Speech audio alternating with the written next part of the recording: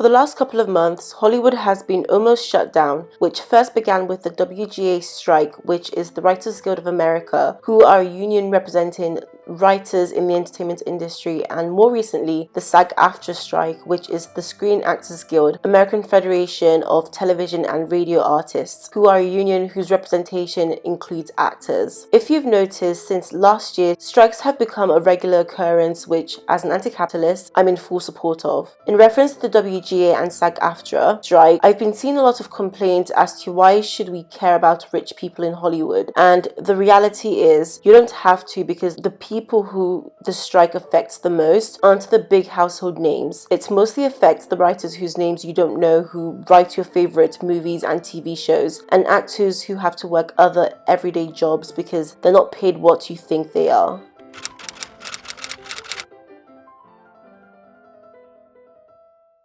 On April 18, 2023, 97.9% of the WGA voted to strike if they failed to meet a satisfactory negotiation with the Alliance of Motion Pictures and Television Producers, which I will further go on to continuously call ENQUIRIES, which represents major entertainment studios in Hollywood such as Netflix, Amazon, Lionsgate, Disney, and Warner Brothers. As a result of this failure, a strike was unanimously approved and the rules of the strike was established. These rules include that writers cannot participate in any writing, revising, pitching, or discussing future projects with studios that are a member of ENQUIRIES. Negotiations for writers on strike must stop. Writers are obligated to picket with the exception of medical, personal, or non-ENQUIRIES employment circumstances, and writers are instructed to inform the guild of the name of any writer you have reason to believe is engaged in scab writing or other strike-breaking activity. Some of you maybe noticed the term scab and are thinking, oh my god, what is that? Oh my god, what is that?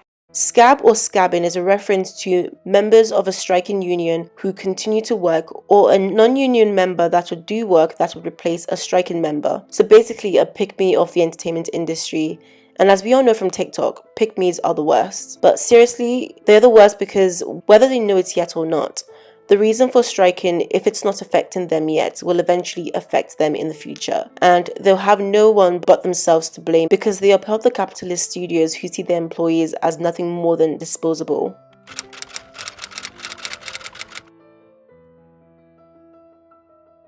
After the WGA went on strike, the SAG AFTRA showed solidarity with the WGA's decision, and many members of SAG AFTRA, including notable actors such as Chris Pine, Drew Barrymore, Tina Fey, and Mark Ruffalo, showed support for writers. On the back of this, in 2020, SAG AFTRA entered a new contract with ENQUIRIES, which was due to expire on the 30th of June 2023. And like the WGA, they had similar issues they wanted to negotiate for a new contract, and unanimously agreed to a strike if a suitable negotiation was not met. And surprise to no one, the greed of big studios chose to say a big fuck you to the people who make them money. To prevent a strike, SAG AFTRA even attempted to extend negotiations. However, it was not meant to be, because by midnight of the 14th of July, SAG AFTRA had officially joined the WGA on strike. However, that might be the wrong way to say that. It was out of sheer cruelty that the ENQUIRIES studios and streamers did not meet a negotiation. Months before the WGA went on strike, these studios made the decisions that they would not negotiate, and that they would drag out negotiations to bleed out and break the WGA, with the plan to make union members lose their apartments and houses, push them to the brink so that they'll come running back after months of no work and no income. This is genuinely evil. The CEOs of these studios are not people you can negotiate with. They would rather lose money than treat the people who make them money with an ounce of respect. Anyone who has enough income that they can spare, any amount, please donate to the people who make life a little more enjoyable for us, whose bosses want to see them homeless. I'll attach some links in the description box below. I really do not want to see these greedy pigs that run these big studios and streamers win. I just want everyone to remember it takes more than the people you see on screen or the main cast to make a show.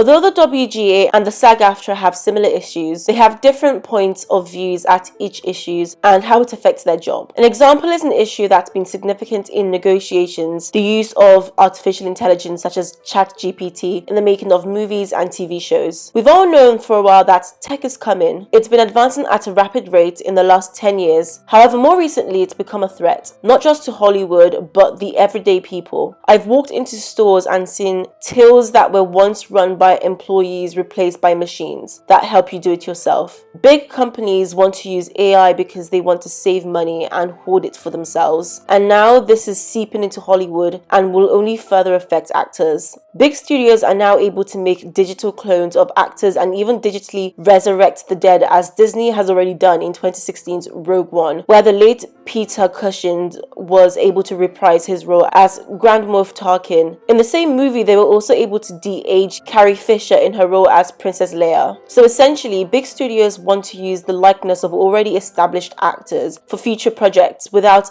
employing those actors and without the need to establish new actors. This is all in an industry that's already almost impossible to get into without AI. When a studio acquires a likeness of an actor, they take away agency from the actor because they can essentially put their faces to any project, which can leave them exposed to being abused. It feels highly unethical because although an actor may decide to give their likeness to a studio, they have no choice how their likeness is used, and that can be detrimental. For writers, AI is an issue because studios can use AI such as ChatGPT as replacements to write shows and movies rather than paying a group of writers. The job of a writer can become at most polishing AI scripts. We're even seeing the use of AI in music. Too many times I've listened to AI taking the voices of musicians and making them sing whatever they want. Johnny Cash singing Barbie Girl.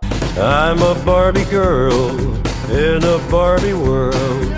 Freddie Mercury singing Thriller.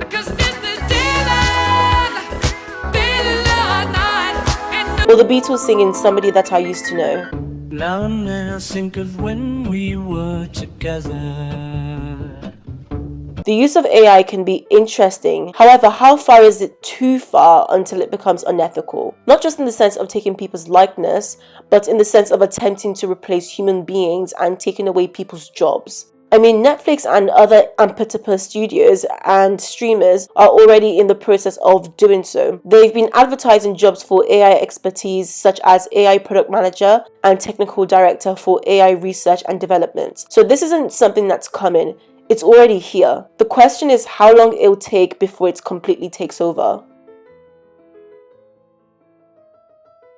Another issue that's been significant in the strike has been residuals that once were a way for a lot of people in Hollywood to make money, no longer existing. Residuals are payments that, depending on the contract, some writers and other creatives such as actors get paid when a project is reused or re-aired. This traditionally included when the movie or a show was aired on TV or had a rerun on TV, when a project was released for home viewing such as DVD and Blu-ray, and more recently with the popularity of streaming services when a show is added into a streaming platform. The issues that arise with the popularity of streaming services is that residual payments are not dependent on the popularity of a show, but based on the subscriber number of the platform. It's usually a set amount that means that the highest rating show and the lowest rating show on Netflix will earn the same amount in residual, which hardly seems fair or makes any logical sense. WGA West Assistant Executive Director Charles Slocum told Deadline, "It's a set amount. If it's a big hit, you do not get paid more residuals in streaming, whereas in the broadcast model, you do because of its success.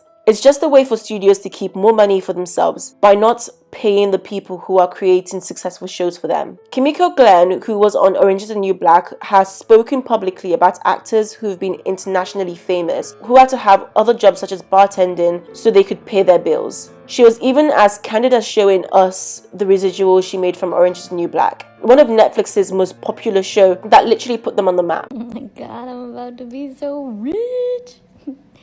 And you got time. What?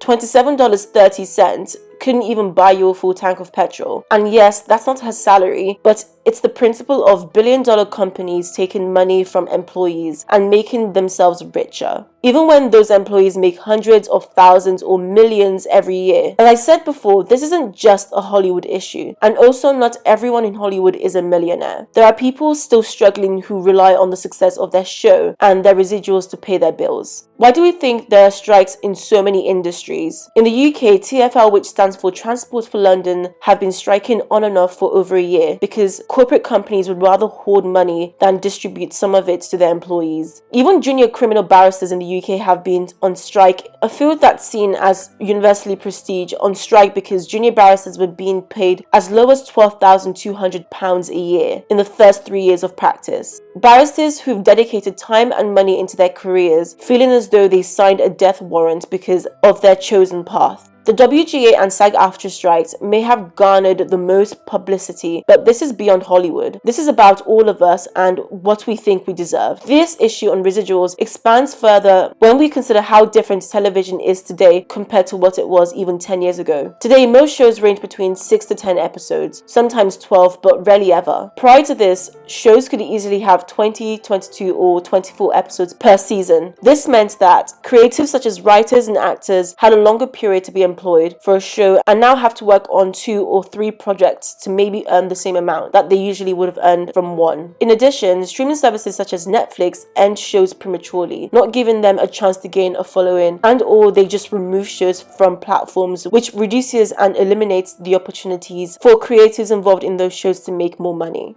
Another issue that has been significant and that some writers such as George R. R. Martin find to be the most important issue of the WGA strike is the establishment of mini-rooms. Mini-rooms are a group of writers who get together to create a show or movie before it's greenlit. So far, it sounds pretty normal. However, it starts to get crazy when the group is disbanded and are let go once production starts, meaning that they have absolutely nothing else to do with the project that they created, separating writers from the production process. In his blog, George R. R. Martin says, "There is no film in the world that could have taught me as much about television production as I learned on Twilight Zone," which was his first ever experience writing for television. Creating mini-rooms takes away the opportunities for talented writers and future showrunners. Mindy Kaling started her career as a writer for the US office. She then went on to star in the show and has created a super successful career for herself. Brett Goldstein started off as a writer for Ted Lasso before he was even cast to play the legendary Roy Kent.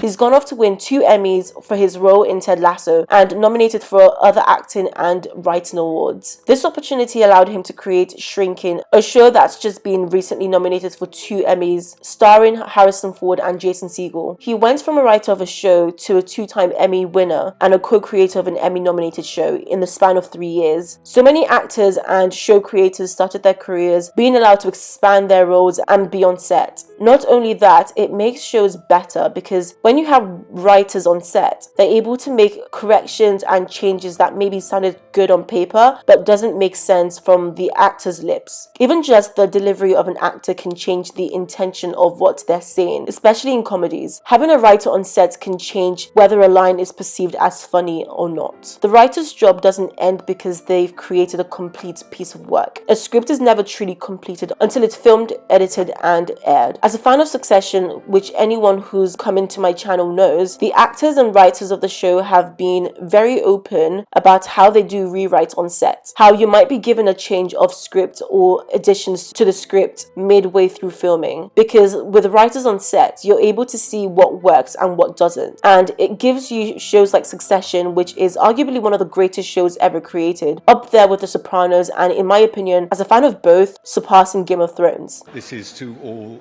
my fellow writers in the writers' room of Succession, who I love and respect so much. Mini rooms are fewer writers who are paid less so that studios can keep more money for themselves.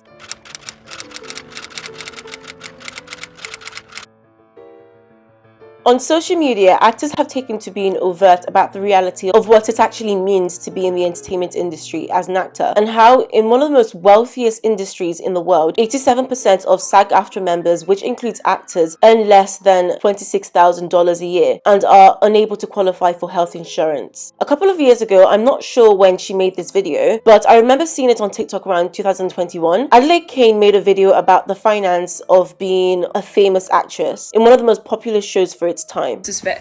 So generally speaking, SAG minimum for a series regular on a network show is 20 grand per episode. So say I did 7 episodes on Rain. That pairs out to $1.56 million for 4 years of work, right? Right. So assuming that I've made $5 million in my entire career since I started working at 16, here is how that breaks down. 10% goes to my agent, 10% goes to my manager, 5% goes to my lawyer, 5% goes to my business manager, and then I get taxed a further 30% because I am a foreign national working in the US. So I lose 60% right off the bat, which leaves me with about $2.2 million over the last 14 years, which if you average it out comes down to $178,000-ish a year, which would be fine. Good wage, except that I have to pay rent in major cities, sometimes in 2 cities at once. I have to pay a publicist, which is usually $2,000 to $3,000 a month. When I've had social media teams, that's been around $2 grand a month.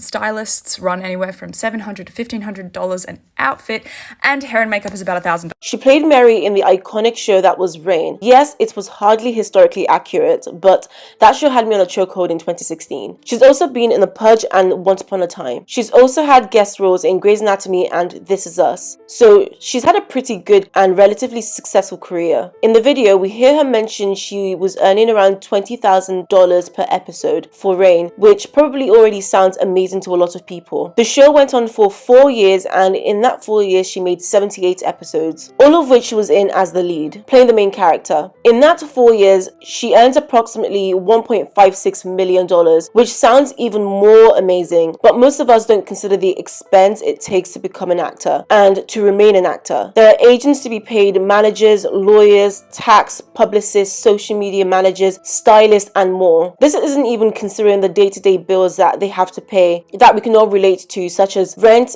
bills, and for some actors who maybe aren't from America but have to travel there for work, paying rent in their home country and paying rent in the US. By the time you pay for all of this, you're maybe left with 10 to 20% of what you originally earned. Where do they cut costs? Lawyers? Because we've seen actors and musicians face repercussions for not having lawyers that can go through their contracts for them and make sure they're not being taken advantage of. Stylists? Because who wants to end up on the worst dressed list and be made fun of on social media by people who all of a sudden pretend to know fashion every time there's a red carpet? Social media managers?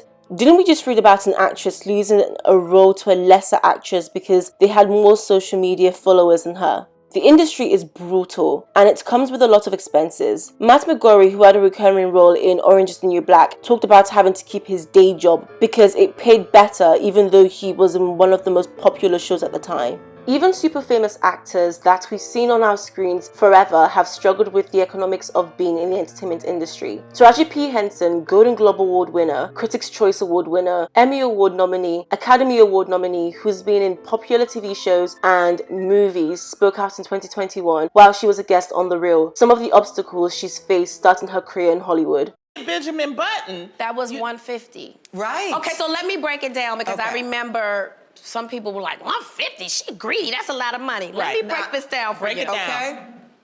When you start making that kind of money, Uncle Sam takes 50%. So let's do the math. We're gonna act like this romper room. You know how they give you those shows, they let you compute it for a second. So that leaves me with 75 now, right? Yep. Then I have to pay another 30% to my team who did all the work to get me that job. Yes. So I don't pay them 30% of the 75. No. I pay them 30% of the 150 that comes out of my 75. So what does that compute to? Okay, so let's break it down like this. You have 12 months in a year to make your money, right? If you do a film for 5 months, that takes you off the market for anything else to earn any other kind of coin until you're done with that show. At the time, my son's school tuition, because he was in high school at Buckley, was $30,000. I chose my son's education over fancy cars and all those things. And so literally for 5 months, that's what I made. His tuition. Now what? I got to hit the pavement again. right. And I got to scrounge up another check. That's right. So that is how that works. In 2008, which is well into her career, she starred in The Curious Case of Benjamin Button alongside Brad Pitt and Kate Blanchett. In a film that made over $300 million at the box office, her salary for that movie was $150,000, which we can establish is really not that bad of a salary and would be a dream for most people. However, when we consider the economics of being an actor in Hollywood, it's really not taking you far. And when we consider how much most people think all actors are making for a movie in Hollywood, it's actually disappointing. 50% of her salary is taxed, leaving her with $75,000, which is still most people's dream salary. She then pays 30% to her team, which includes lawyers, managers, and all the people I mentioned above. That means 80% of her salary, which is $120,000 of the $150,000 is gone, leaving her with only $30,000. She talks about having a son who at the time was in high school, whose tuition fee she had to pay. She spent almost half a year making that one movie, and at this rate has to try and find more work because the salary she's receiving doesn't consider the economics of being in the entertainment industry. And all this talking about the economics of Hollywood reminds me of Monique and how she was treated by Tyler Perry and Oprah. She first signed on to Precious for $50,000 because it's an independent movie. However, later into the production of the movie, Tyler Perry and Oprah joined, which exponentially increased the marketability of the movie, which made over 6 times its budget, becoming a critical acclaim and winning multiple awards, including an Academy Award for Monique. $50,000 is a good salary if you're a single, but with 4 children, there's only so far you can expect that amount of money to go, especially in the US. This is further escalated when we consider all the deductions that will be taken before she even gets to spend a dime. 50% gets taxed, leaving her with $25,000. However many percent her team will take, and then how much she's actually left with. If, like Taraji, she pays them 30%, she's only left with $10,000 for a movie that was critically acclaimed, that made 6 times its budget in profit, and won all of these awards. And they were mad she wouldn't sacrifice time with her kids to do all these press tours that wouldn't add to her salary.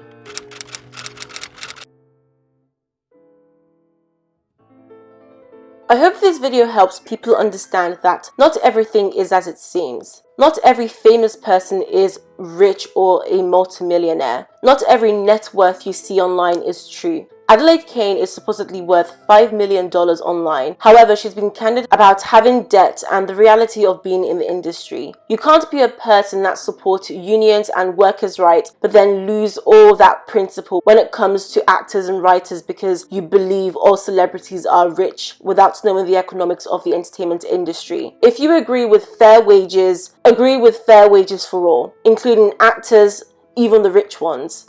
Once we start picking and choosing, we start looking ridiculous. In an industry that's famously difficult to get into, we've seen actors such as Leslie Jones only start to break through in their 40s and reach financial stability. The super famous celebrities we see are a minuscule percent of the people in the industry, and it takes more than them to make your favorite movies and TV shows. We actually have to start considering these people, or else very soon we'll only have unwatchable movies and TV shows. I also just wanted to add that as someone who loves movies and TV, it has the ability to help and save people, whether you're happy or struggling and going through a difficult time. For me anyways, I always gravitate towards films and TV shows, whether it's for escapism or nostalgia and thinking about a particular time in my life. Regardless of what a lot of people want to think, being an actor or a writer is a skill set that can take a lot of emotional labor from a person. Not everyone can do what Daniel Day-Lewis spent his entire career doing. Not everyone, regardless of how much training you get, can be half as good of an actor as Meryl Streep, or make you laugh as much as Will Ferrell, or cry as much as Emilia Clarke and Sam Claflin in Me Before You. I've probably watched Gilmore Girls 1,000 times since I was 7, and as questionable as it is, make it or break it, because sometimes it's not about how prestige a show is,